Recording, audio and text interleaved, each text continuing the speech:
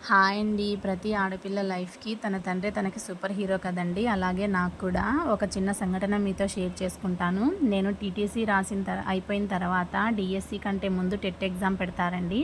అది రాసేటప్పుడు నాకు 90 మార్క్స్ రావాలి. కానీ నాకు 87 వచ్చాయి. 3 మార్క్స్‌తో నేను క్వాలిఫై అవ్వలేదనమాట డీఎస్సీకి. ఆ రిజల్ట్ మా నాన్నకి ఎలా చెప్పాలి అని నేను ఒక రూమ్‌లో కూర్చొని ఏడుస్తూ ఉంటే, మా నాన్నగారు రిజల్ట్ తెలుసుకొని ఆ టైంలో ఫ్యాక్టరీలో డైలీ లేబర్ వర్క్ చేసేవారనమాట. ఫ్యాక్టరీ నుంచి ఇంటికి ఇద్దరొచ్చారనమాట. అమ్మ, నాన్న.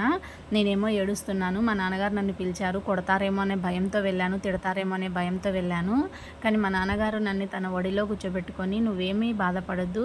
ఒక్కసారి ప్రయత్నం విఫలమైనంత మాత్రాన సక్సెస్ రాదనుకోవద్దు. మళ్ళీ ప్రయత్నం చెయ్యి" అని మోటివేట్ చేశారండి. నేనైతే షాక్ అయ్యాను మా నాన్నగారు అలా చెప్పేసరికి.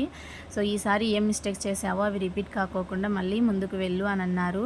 ఆ రకంగా మా నాన్నగారు ఆ రోజు నాకు మోటివేషన్ చేశారు. నేను బాగా బూస్టప్ అయ్యి మళ్ళీ నెక్స్ట్ అటెంప్ట్‌లో ఓపెన్ కేటగిరీలోనే జాబ్ కొట్టానండి. అలా మా నాన్నగారు ఫెయిల్యూర్ అయిన టైంలో నా నా వెంట ఉండి నన్ను ముందుకు నడిపించారండి. సో, నేను చాలా లక్కీ అని ఫీల్ అయ్యాను ఆ టైంలో.